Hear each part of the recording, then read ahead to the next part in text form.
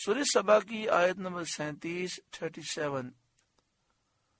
سورہ سبا کا 5واں رکوع اور 22ویں پارے کا 11واں رکوع۔ اللہ رب العالمین نے ارشاد فرمایا وَمَا أَمْوَالُكُمْ وَلَا أَوْلَادُكُمْ بِالَّتِي تُقَرِّبُكُمْ عِنْدَنَا زُلْفَىٰ، اور تمہارے مال اور تمہاری اولاد اس قابل نہیں کہ تمہیں ہمارے قریب تک پہنچائیں، إِلَّا مَنْ آمَنَ وَعَمِلَ صَالِحًا، مگر وہ جو ایمان لائے اور نیکی کی۔ یعنی مال کسی کے لیے سبب قرب نہیں سوائے مومن صالح کے، جو اس کو راہ خدا میں خرچ کرے، اور اولاد کسی کے لیے سبب قرب نہیں سوائے اس مومن کے جو انہیں نیک علم سکھائے، دین کی تعلیم دے، صالح اور متقی بنائے۔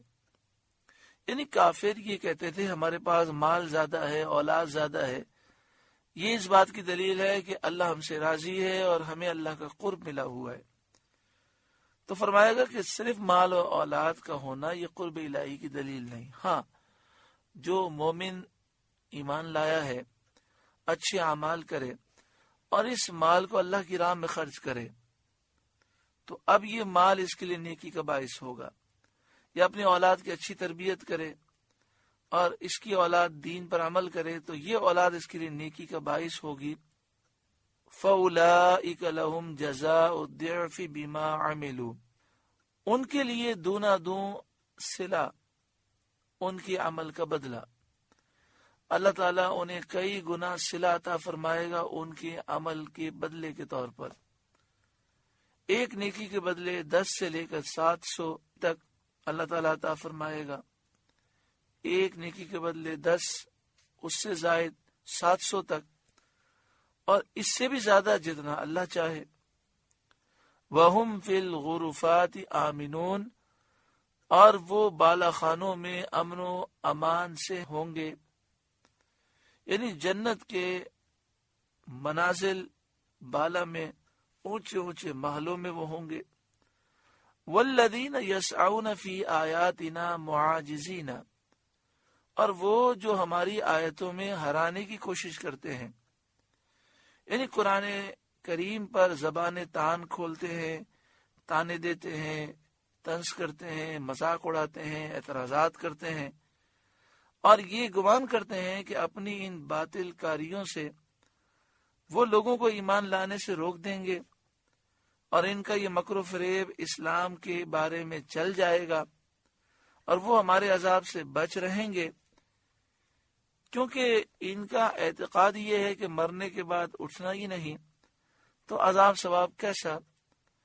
تو جو یہ تصور کرتے ہیں، باتیں کر کے فریب کر کے دین کو روکنا چاہتے ہیں اور یہ سمجھتے ہیں کہ ہم عذاب سے بچ جائیں گے، اولئک فی العذاب محضرون، وہ عذاب میں لا دھرے جائیں گے، گرفتار کیے جائیں گے، اور ان کی مکاریاں انہیں کچھ فائدہ نہ دیں گی۔ قل، اے محبوب آپ فرمائیے، ان ربی یبسط الرزق لمن یشاء من عبادہ ویقدر لہ، بے شک میرا رب رزق وسیع فرماتا ہے اپنے بندوں میں جس کے لیے چاہے، اور تنگی فرماتا ہے جس کے لیے چاہے، اپنی حکمت کے مطابق، اپنے حسب حکمت۔ وما انفقتم من شیء فهو یخلفہ، اور جو چیز تم اللہ کی راہ میں خرچ کرو وہ اس کے بدلے اور دے گا، دنیا میں بھی اور آخرت میں بھی۔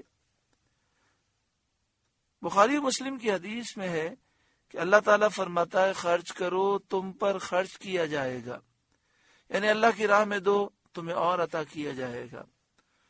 دوسری حدیث میں ہے صدقے سے مال کم نہیں ہوتا، یعنی اللہ کی راہ میں مال دینے سے مال کم نہیں ہوتا، صدقے سے مال کم نہیں ہوتا، معاف کرنے سے عزت بڑھتی ہے، تواضع سے مرتبے بلند ہوتے ہیں۔ بڑی پیاری حدیث پاک ہے۔ بظاہر صدقہ دیتے ہیں، مال خرچ کرتے ہیں، زکوٰۃ میں، صدقہ فطر میں، دیگر نیکیوں میں جب مال خرچ کرتے ہیں تو بظاہر لگتا ہے اپنے مال میں سے کچھ مال چلا گیا، لیکن فرمایا صدقے سے، اللہ کی راہ میں مال دینے سے مال کم نہیں ہوتا، جتنا دیتے ہیں اس سے زیادہ اللہ عطا فرماتا ہے۔ بظاہر ایسا لگتا ہے کہ ہم نے کسی سے بدلہ نہ لیا، معاف کر دیا، تو لوگ سمجھتے ہیں کہ یہ ڈر گیا، لیکن فرمایا معاف کرنے سے عزت بڑھتی ہے۔ بظاہر یہ لگتا ہے کہ میں عاجزی کروں گا، بھائی اس زمانے کے اندر سیدھے آدمی کو کوئی کام ہی نہیں ہے، جو سیدھا ہوتا ہے لوگ اسے دباتے ہی رہتے ہیں، اور جناب ہم تو بالکل لوگوں کو جواب دینے والے ہیں، جب تک لوگوں کو جواب نہ دیں کوئی پوچھتا نہیں ہے۔ پتہ نہیں کیسی کیسی باتیں شیطان انسان کے ذہن میں ڈالتا ہے۔ فرمایا تواضع سے مرتبے بلند ہوتے ہیں، انسان عاجزی کرتا ہے تو مرتبہ گھٹتا نہیں ہے بلکہ مرتبہ بلند ہوتا ہے۔ پھر اس حدیث پاک کو سنیں، صدقے سے مال کم نہیں ہوتا، معاف کرنے سے عزت بڑھتی ہے، تواضع سے مرتبے بلند ہوتے ہیں۔ وَهُوَ خَيْرُ الرَّازِقِينَ، اور وہ سب سے بہتر رزق دینے والا ہے، کیونکہ اس کے سوا جو کوئی کسی کو دیتا ہے، چاہے بادشاہ اپنے کسی لشکر کو، آقا غلام کو، صاحب خانہ اپنے عیال کو، بیوی بچوں کو، جو بھی دیتا ہے وہ اللہ تعالی کی پیدا کی ہوئی اور اس کی عطا فرمائی ہوئی روزی میں سے دیتا ہے۔ رزق اور اس سے متنفع ہونے کے اسباب کا، فائدہ اٹھانے کے اسباب کا خالق سوائے اللہ تعالیٰ کے کوئی نہیں، وہی رزاق حقیقی ہے۔ رزق بھی وہی دیتا ہے، اس رزق سے فائدہ اٹھانے کی صلاحیتیں بھی وہی دیتا ہے۔ وَيَوْمَ يَحْشُرُهُمْ جَمِيعًا، اور جس دن ان سب کو اللہ اٹھائے گا، یعنی ان تمام مشرکین کو، ثُمَّ يَقُولُ لِلْمَلَائِكَةِ، پھر فرشتوں سے فرمائے گا، أَهَٰؤُلَاءِ إِيَّاكُمْ كَانُوا يَعْبُدُونَ، کیا یہ تمہیں پوچھتے تھے دنیا میں؟ کیا یہ مشرکین تمہیں پوچھتے تھے؟ قالوا، ورز کریں گے، سبحانک انت ولینا من دونہم، پاکی ہے تجھ کو، تو ہمارا دوست ہے نہ وہ،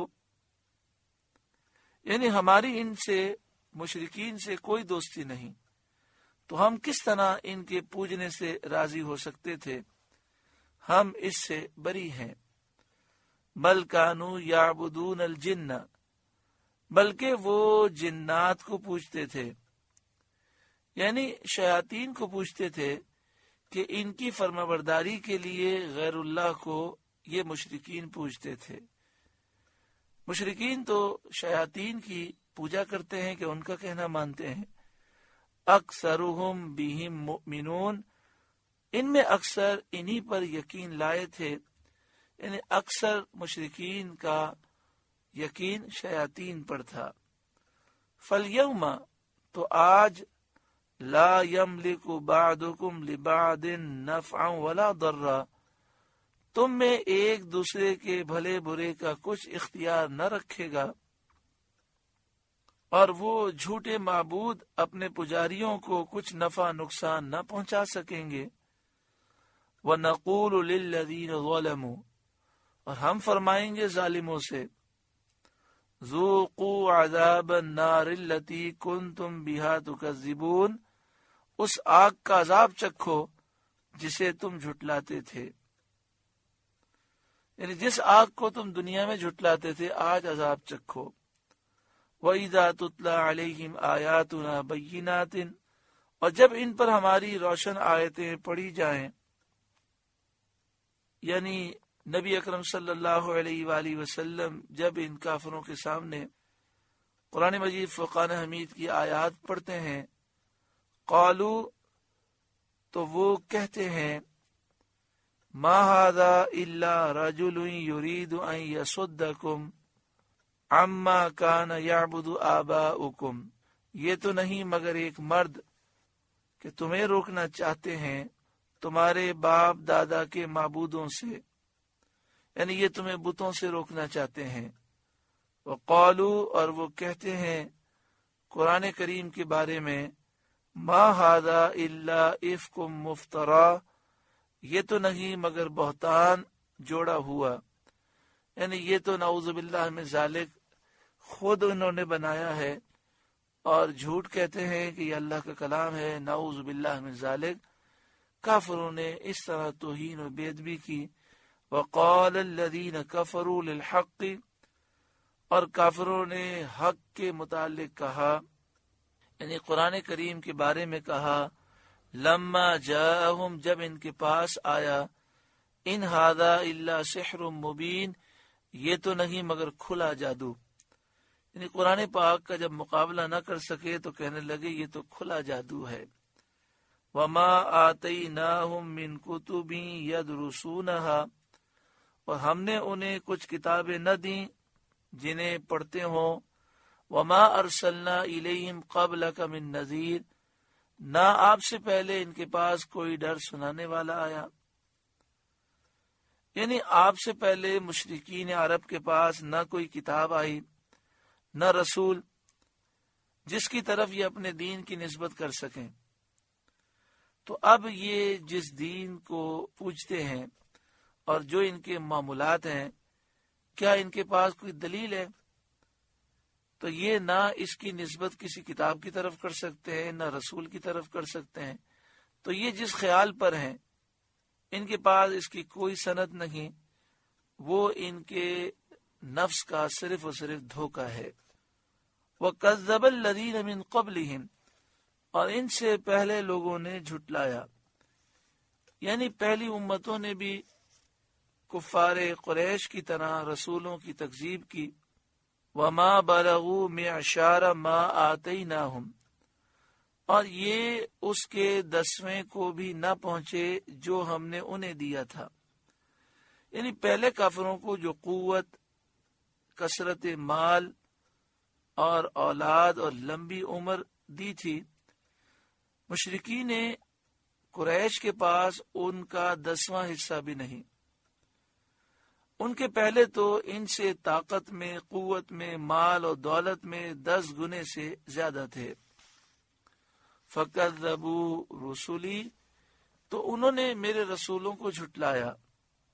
فَكَيْفَ كَانَ نَكِيرٌ، تو کیسا ہوا میرا انکار کرنا، یعنی ان کو ناپسند رکھنا اور عذاب دینا اور ہلاک فرمانا۔ یعنی پہلے مکذبین نے جب میرے رسولوں کو جھٹلایا تو میں نے اپنے عذاب سے انہیں ہلاک کیا، اور ان کی طاقت، قوت، مال و دولت کوئی چیز بھی کام نہ آئی۔ تو یہ موجودہ کافر کیا حیثیت رکھتے ہیں، ان لوگوں کی کیا حقیقت ہے، انہیں ڈرنا چاہیے، کیونکہ اللہ رب العالمین کے غضب کا کوئی مقابلہ نہیں کر سکتا۔ سورہ سبا کا 5واں رکوع مکمل ہوا۔ اللہ رب العالمین اس رکوع کے نور سے ہمارے قلوب کو روشن منور فرمائے۔